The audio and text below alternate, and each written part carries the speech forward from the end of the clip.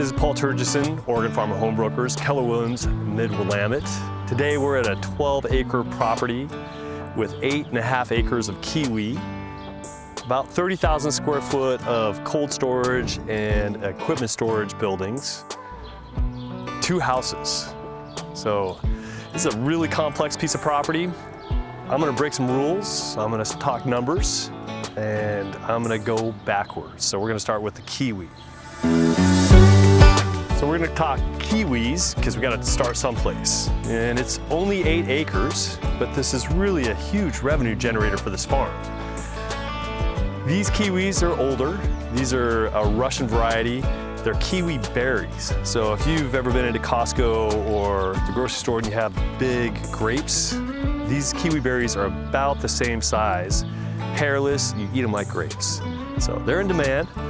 This particular farm produces about 100,000 pounds of kiwi a year on average. Typically the farmer gets about $2 at the gate and then has about $1 cost to produce between the pruning and the picking. So let's just say general numbers, which you typically don't like to do in farming because the one constant thing in farming is change. However, we do have quite a few years of history to back this up. It doesn't take a lot to maintain it. If you have a $1.8 million mortgage, let's just assume that you're gonna pay about $10,000 to $10,500 per month. It's gonna be roughly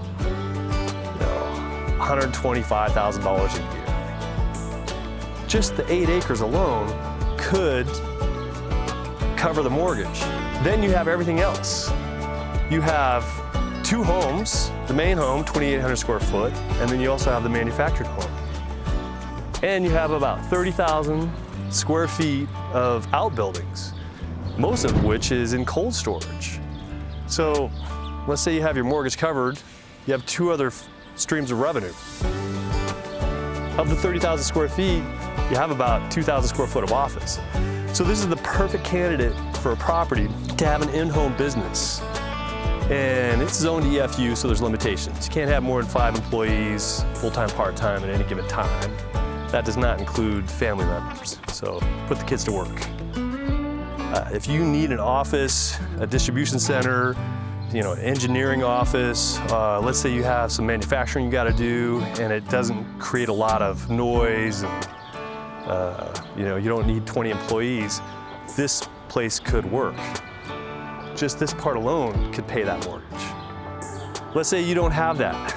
You could still rent out the buildings, have the 2 houses, get the income off the kiwi, and you have a riverfront property to recreate on. So there's just so many opportunities, so many revenue streams on this property. Well, let's just go to the houses. For example, a 2,800 square foot house, you could assume that you could rent that out for $2,500 per month. You have the manufactured home, you might be at $1,800, $2,000. An office, you might expect to get $1.50, $2 a square foot on something like that.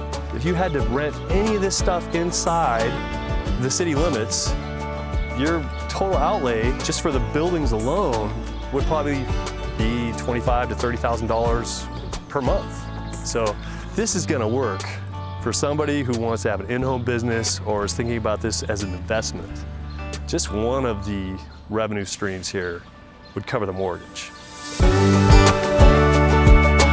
This is the 9,200 square foot storage building. It is insulated, does come with racks.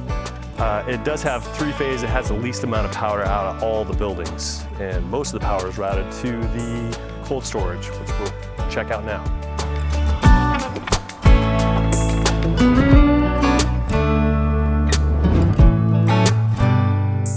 This is the 21,000 square foot cold storage building with shipping and receiving bays on either end.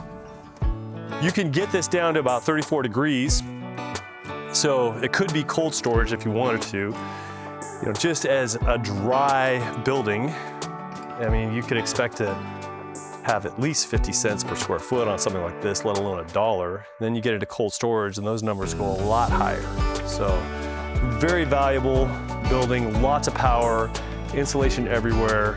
As you can see, you can run just about any type of manufacturing business that you want to in here if you're doing your in-home business.